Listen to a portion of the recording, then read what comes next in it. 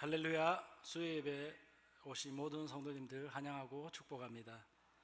성도 여러분 앞뒤 좌우로 인사하겠습니다. 사랑하고 축복합니다.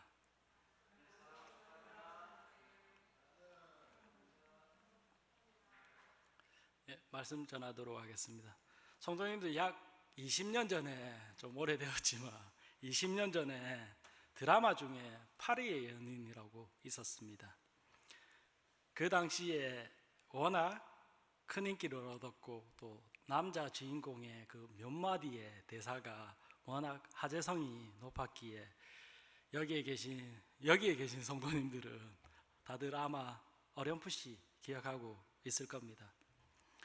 사실 저는 이 드라마를 보지는 않았지만 보지 않은 저도 기억하고 있는 대사 몇 마디가 있을 만큼 아주 공전의 히트를 쳤던 그런 대사가 있었습니다. 성도님들 혹시 기억나십니까? 요즘 표현으로 드라마 내용을 보면 요즘 표현으로 흙수저인 여자 주인공이 자신보다 능력이 월등한 그리고 월등한 재벌 남자를 만나서 그 지인들에게 무시를 당하고 있자 그 남자 주인공이 여자 주인공에게 손목을 잡으면서 했던 대사가 한마디 있습니다. 기억나십니까? 다들 아실 겁니다. 애기야 가자. 제가 이걸 좀 성대모사 하고 싶었지만 그만큼의 연기력이 되지 않아서. 근데 이 대사는 아실 겁니다. 애기야 가자 이후에 수많은 예능 프로그램에서 패러디 될 만큼 많이 화제가 되었고 또한 대한민국 모든 여성들이 그 여심을 흔들었던 그 대사였던 걸로 기억하고 있습니다. 이후 많은 사람들이 알게 되었지만 그 남자 주인공의 대사의 진짜 의미는 이 여자는 이 가난하고 너희들이 무시하고 어째 보면 좀 이제 흙수저이지만 그래도 나는 이 여자를 사랑한다. 이 여자는 내 여자다라고 많은 사람, 드라마상이지만 많은 사람들에게 이 여자는 내 여자다라고 공식적인 자리를 빌어서 자신의 사랑을 공표하고 싶었다는 것입니다. 그럼 제가 오늘 서두의 이야기를 조금 연결해서 오늘 성경의 말씀을 좀 보려고 합니다. 저희는 지난 한 2개월, 3개월 동안, 몇 개월 동안 계속해서 하나님의 예정하심에 따라 이제는 보아스와 룻의 이야기가 되어가고 있는 룻기의 말씀을 보고 있습니다. 룻기의 말씀이 처음에는 나오미와 룻에서 시작되었지만 그 말미로 저번 주에 또 담임 목사님께서 말씀하셨듯이 그 말미로 갔을 때 이게 룻기의 사랑이 아니라 룻의 사랑이 아니라 보아스의 사랑이구나 할 만큼 그 촛대가 보아스와 룻으로 옮겨가고 있음을 볼 수가 있습니다. 먼저 우리가 그런 측면에서 오늘의 말씀을 지난주에서 이어서 좀 살펴보면 이스라엘의 전통 결혼 제도 가운데 하나였던 기업 물을 자의 법에 따라서 나오미의 남편이었던 엘리멜렉의 친족의 한 사람이 먼저 엘리멜렉의 기업 물을 권리를 가지고 있었습니다. 그리고 그 권리가 지금 보아스에게 넘어가고 있음을 오늘 말씀에서 우리는 볼 수 있습니다.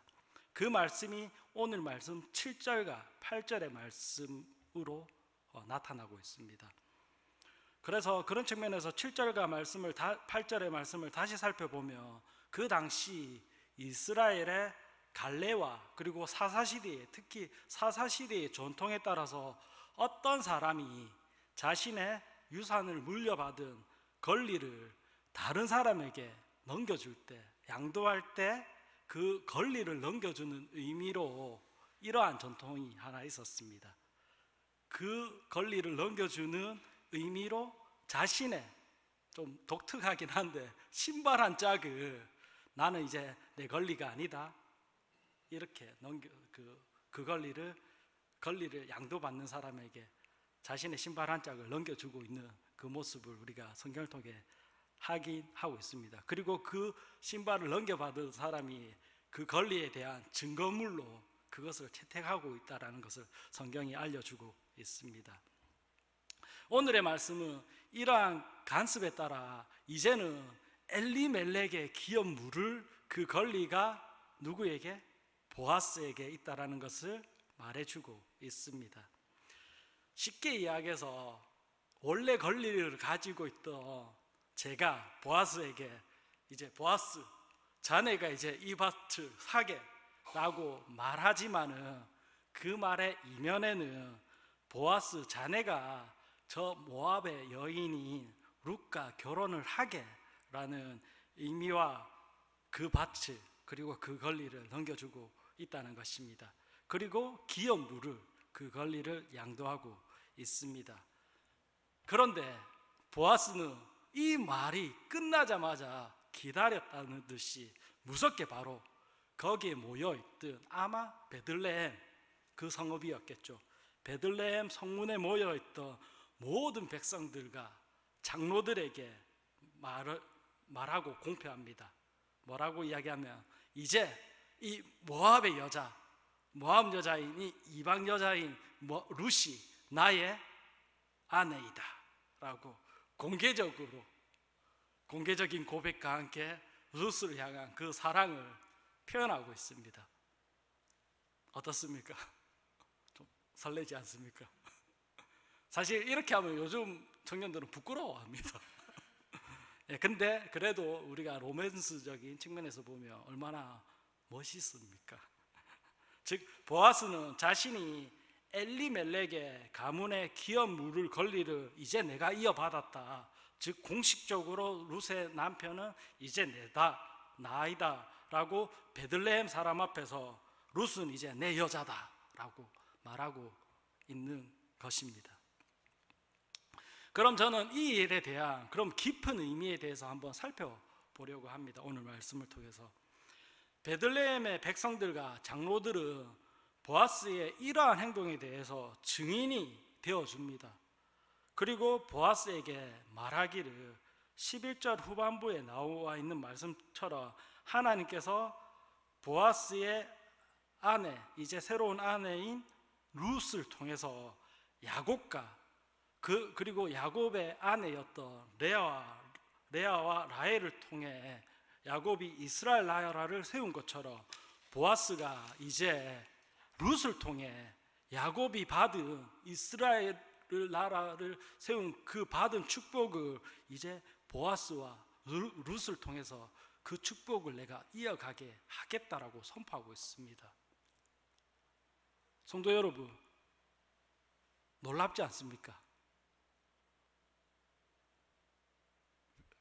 저는 이 보아스 말씀을 보면 이스라엘 나라의 근간이 되고 민족의 조상이 그 아브라함과 이삭과 그리고 야곱의 그 12 아들로 이어진 그리고 그 12 아들로 만들어진 이스라엘 나라가 보아스와 룻을 통해서 다시 이어가겠다라는 그 축복을 해주고 있습니다.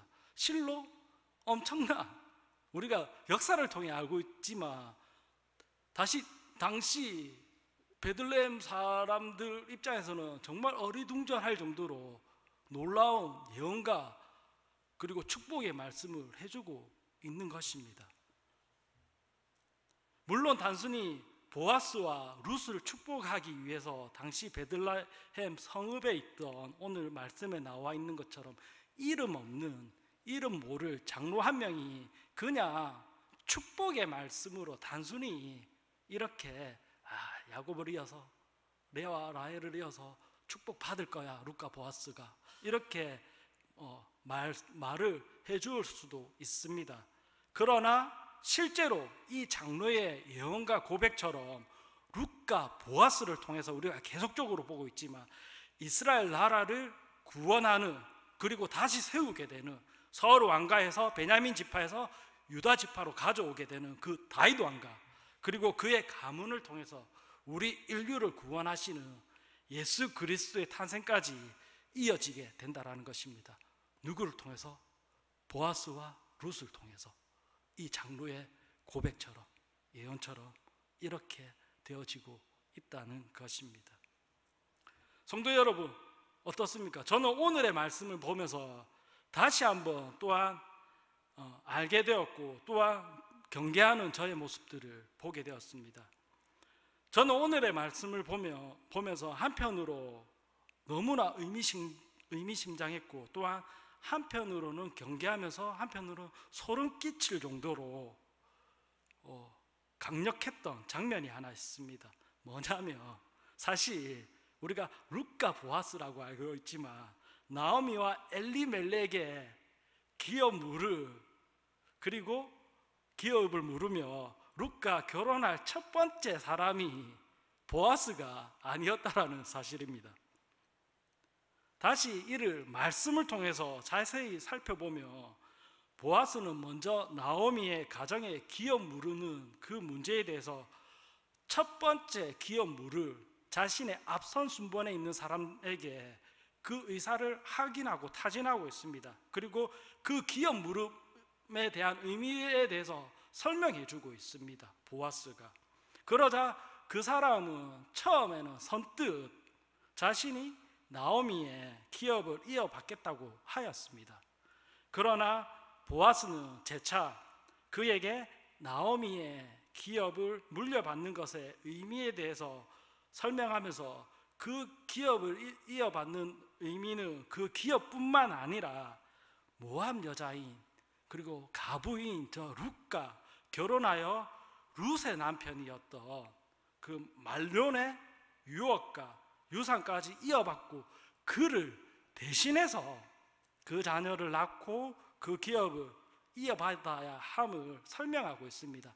즉 새로운 이름이 아니라 죽은 그 예전의 남편 그 기업을 유산으로 물려받아야 한다라는 것을 설명해 주고 있습니다. 그러자 이후 이 사람은 자신의 기업에 손해가 있을 것을 염려하여 모르지만 많은 고민 끝에 제 생각에는 많은 고민과 번뇌의 시간 끝에 그 책임과 권리를 보아스에게 넘겨주고 있습니다. 저는 이 말씀을 보면서 만약에 저와 성도님들이 이와 같은 상황이었다면 어떻게 했을까? 라는 마음이 들었습니다. 오늘 성경의 주인공이 보아스와 같이 순종하며 하나님 말씀에 순종하며 그 기업을 받았을까? 순종하며 행동했을까? 아니면 저 같았으면 조금은 계산적이고 이해타산적인 마음을 지녔던 그 첫 번째 기업 무르 권리가 있었던 자처럼 행동하지 않았을까라는 마음이 든다는 것입니다. 성도 여러분 어떻습니까?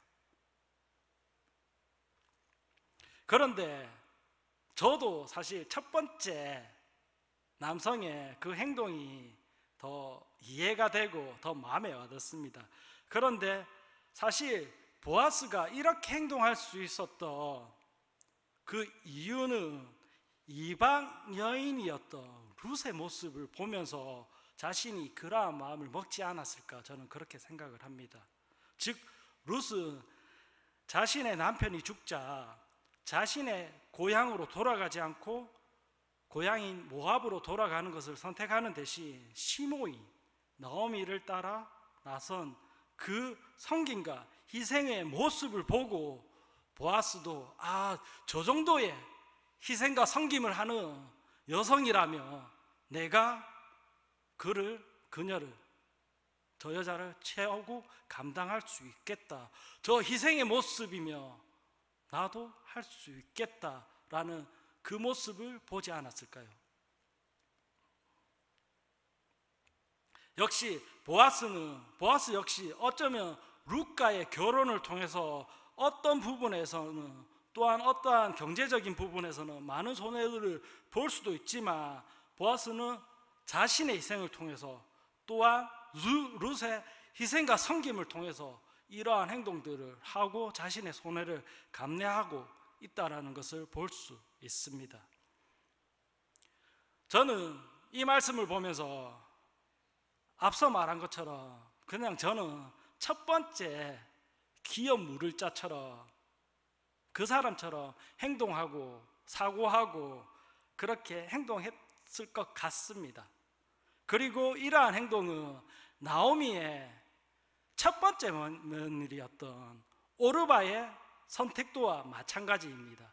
그렇기에 그냥 이러한 선택이 그냥 평범한 저와 같은, 어쩌면 성도님과 같은 그런 평범한 사람들의 행동일 수 있겠다라는 생각이 들었습니다.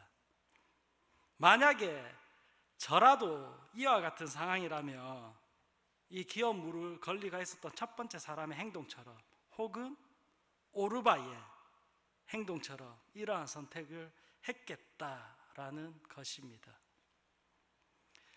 그러나 성경에서 말하기는 저와 여러분과 달리 저는 룻과 보아스처럼 아무런 계산 없이 자신의 손해와 희생을 감수하고 자신의 책임을 다하고 있는 모습을 보여주고 있습니다. 룻과 보아스는. 즉 이러한 룻과 보아스의 행동이야말로 그리스도인으로서 살아가는 우리의 모습이 되어야 한다는 것입니다. 힘들지만 어렵지만 그래도 우리는 이러한 선택들을 하려고 노력해야 된다는 것입니다. 그런 측면에서 성도 여러분, 저와 여러분들은 룻과 보아스와 같이 이 땅에서 살아가고 있습니까? 아멘. 아무런 조건 없이 희생하며 하나님께서 우리에게 맡겨진 그 사명들을 감당하며 때로는 이성적으로 이해타산적으로 계산하지 않고 이해되지 않아도 하나님의 그 말씀에, 그 명령에 순종하며 나아가고 있습니까? 어쩌면 때로는 하나님의 앞에서의 삶은, 우리의 삶은 보아스의 삶보다 앞서 있었던 그 기업 물을 자의 삶처럼 나에게 만약 어떠한 일이 나에게 손해가 되는 일이라며, 또한 그러한 어려움이 있다라면 우리는 그 앞에 제가 앞서 말한 그 기업 물을 자처럼 나오미의, 우리에게 주어진 그 나오미의 밭을 사지도 않고 그 권리도 양도받지 않고 또한 룻을 아내로 맞이하지 않는 것이 우리의 모습이라는 것입니다. 그러한 모습들이 우리의 모습 속에 많이 발견되지 않습니까? 많이 발견되고 있지 않습니까? 그런 면에서 보아스는 진짜 엘리멜렉의 그 가문의 기업을 물려받으면서 어쩌면 어느 정도의 물질의 손해를 입을 수도 있었습니다. 입었을 겁니다. 그러나 보아스는 룻과 결혼함으로 인해서 자신의 성김과 희생을 통해서 오벳을 낳고 앞서 말한 대로 다윗 왕의 조상이 되며 예수 그리스도의 가계를 이어가는 그 영광을 얻게 됩니다. 즉 보아스는 자신의 행동을 통해 하나님의 나라를 이루어가는 그 가정에, 그 예정과 섭리에 직접적으로 참여하게 되는 그 영광을 얻게 되는 것입니다.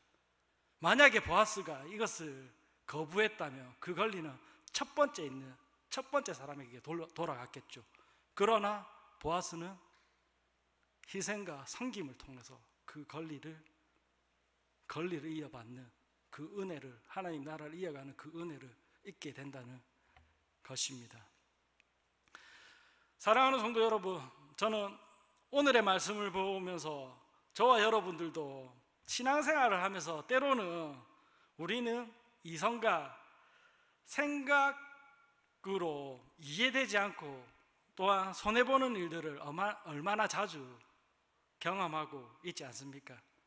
또한 우리에게 맡겨진 일들을, 하나님의 일들을, 사역들을 감당할 때 또한 그러한 일들이 때로는 힘에 부치고 체력적으로 딸리고 또한 내 마음처럼 되지 않을 때, 우리의 공동체 일들이 섬김이 내 마음처럼 되지 않을 때 우리는 마음에 낙심이 들기도 합니다. 그리고 어려운 마음이 생기기도 합니다. 그러한 마음들이 이어지다 보면 어떠한 마음까지 듭니까? 내가 이러한 일들을 한다고 해서 얼마나 우리 교회가 좋아지겠어, 얼마나 우리 교회 공동체가 달라지겠어, 혹은 사람들이 변하겠어 라는 그러한 어려운 마음이, 힘든 마음이 들 때도 있습니다. 그렇기에 우리는 첫 번째 기업 물을 자처럼 나오미의 땅과 그 기업만을 취하고 가부였던 룻을 아내로 맞이하는 그 어려운 희생과 섬김의 자리에서는 조금은 내려놓고 도망가고 싶다라는 그 마음이 들 때가 많이 있다는 것입니다. 그리고 정말 그런 희생과 섬김을 요구할 때 우리는 흔쾌히 받아들이는 것보다 조금은, 저는 그렇습니다, 조금은 머뭇거리는 그러한 모습이 우리에게 있을 수 있다는 것입니다. 즉 우리는 이 말씀을 다시 살펴보면, 즉 우리는 하나님을 믿는 그 신앙을 통해서 하나님의 자녀가 되는 권리는 취하고 이 땅에서 하나님의 자녀로 살아가고 그 책임을 다해야 되는 자리에서 그 의무는 피하고 멀리하려는 우리의 모습들이 우리 안에, 내면 안에 있을 수 있다는 것입니다. 이러한 점을 두고 저는 말씀을 보면서 요즘 저희 얘기를 하나 하자면, 다들 알다시피 저는 아내와, 물론 저희 아내와 첫 번째 결혼을 하였습니다. 여기에 계신 분들도 다 알고 있는 사실이지만 또한 저의 설교를 듣고 있는 여기에 있는 많은 성도님들도 결혼을 해서 잘 살아가고 있을 겁니다. 잘 살아가고 있죠. 그런데 성도님들, 제가 묻고 싶은 것은 결혼 생활이 얼마 되지 않은, 결혼 생활을 얼마 이어가지 않은 제가 한번 물어보겠습니다. 성도님들의 결혼 생활은 어떻습니까? 평안하십니까? 어느 정도는 평안하십니다.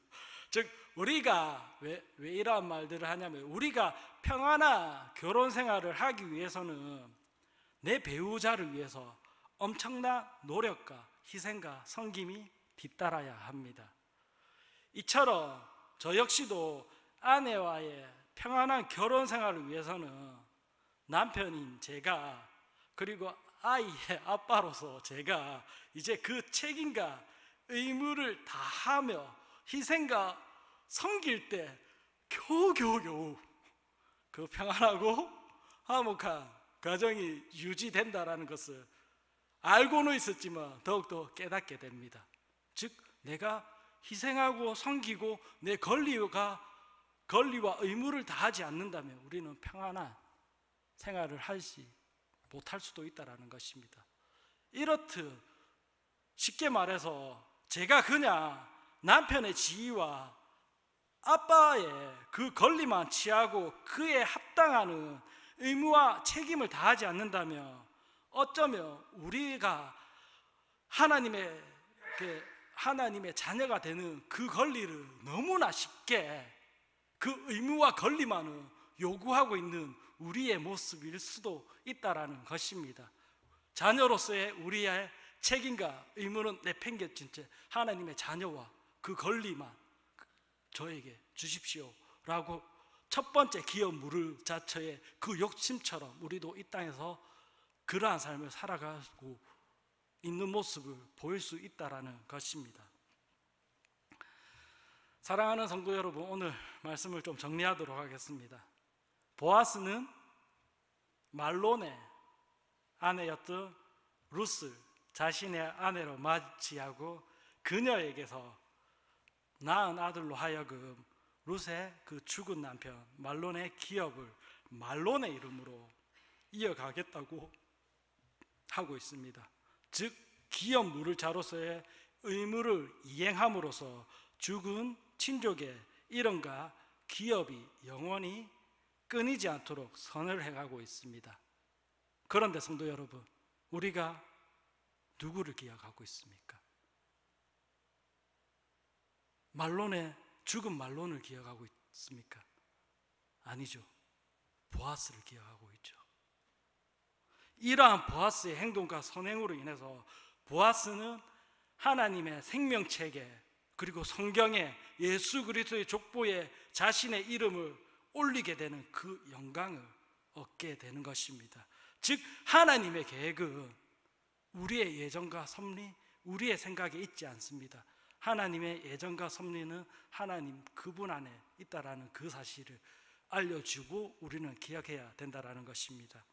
또한 이와 같은 선은 보아스에서는 결코 거저 우리가 쉽게 우리가 이 땅에 사실 행할 수 없습니다.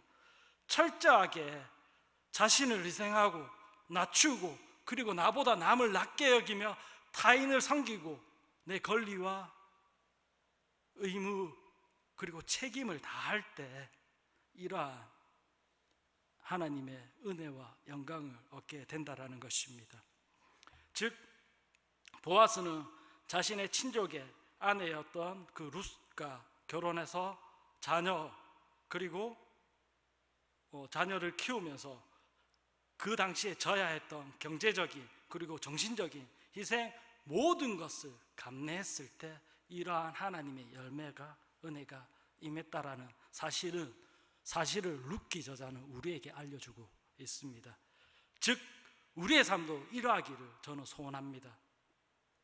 즉 이처럼 우리도 우리의 이름이 하나님의 영광에 합당하게 사용될 수 있도록 또한 하나님의 생명책에 기록될 수 있도록 우리가 이 땅에서 하나님께서 맡겨주신 그 책임과 의무를 다해야 된다라는 것입니다. 그러할 때 하나님께서는 우리에게 또 다른 은혜를 더하여 주시고 이미 더해진 은혜에 그 은혜를 더하여 주신다라는 것입니다. 그리고 그 은혜로 우리가 하나님의 자녀로 이 땅에서 하나님의 자녀로 이 땅에서 책임과 의무를 다해야 한다는 것입니다. 이처럼 하나님의 은혜는 우리가 우리의 삶에 책임과 희생을 감내하고 그 희생과 책임을 다할 때 하나님께서 다하여 주신다라는 그 사실을 기억해야 된다라는 것입니다. 만약 우리를 위해서 우리의 욕심을 위해서 우리를 희생하지 않고 책임과 의무를 다하지 않는다면 우리는 그냥 하나님을 믿는다라는 이 고백이 공허한 고백일 수 있다라는 것입니다. 한번 생각해 보십시오. 보아스의 앞선자처럼 자신의 이해득실만 따지고 그렇게 살아간다면 우리는 절대로 그러한 사람이 하나님의 자녀 또한 하나님의 은혜를 입은 자라고 말할 수 없을 겁니다. 또한 그러한 모습은 절대 하나님의 자녀의 모습 또한 아닐 수 있습니다. 이 사실을 기억해야 됩니다. 사랑하는 성도 여러분, 말씀을 맺도록 하겠습니다. 정리하도록 하겠습니다. 저는 예전에 룻기의 말씀을 보면서 어떤 마음이 들었냐면 그냥 좋았습니다. 그냥 아름답고 멋있는 사람들의 희생하는 그리고 타인을 배려하는 사랑이 이러한 모습이구나 라는 그러한 사람들의 사랑 이야기 혹은 하나님의 은혜가 정말 흘러넘치는 가득한 그러한 말씀으로만 여겼습니다. 그러나 이번 룻기의 말씀 몇 개월간의 룻기의 말씀 강해를 보면서 제가 여러 가지 책들을 살펴보면서 다시 한번 생각하게 된 것은 우리와 인류를 향한 우리 인간을 향한 그 하나님의 예정과 사랑을 다시 한번 알게 되었고 또한 보아스와 룻의 행동을 통해서 그 책임과 의무가 따르는 그 행동을 통해서 우리가 어떻게 보면 하나님의 자녀가 되는 은혜를 입었구나라는 것을 배우게 되었습니다. 물론 하나님께서 선택하여 주시고 예정하여 주셨지만 우리에게, 저는 이 말씀을 통해서 우리에게 맡겨진 그 하나님의 자녀로서의 책임과 의무가 분명히 있다라는 그 사실을 성도 여러분과 나누면서 이 말씀을 정리하려고 합니다. 성도 여러분, 어떠한 삶을 살아가겠습니까? 하나님의 권리만, 하나님이 주시는 그 권리만 취하겠습니까? 아니면 하나님께서 맡겨주신 우리의 의무와 책임, 사명을 다하며 살아가는 성도님들이 되시겠습니까? 그 선택은 우리의 삶을 통해 나타난다라는 것입니다. 기도하겠습니다.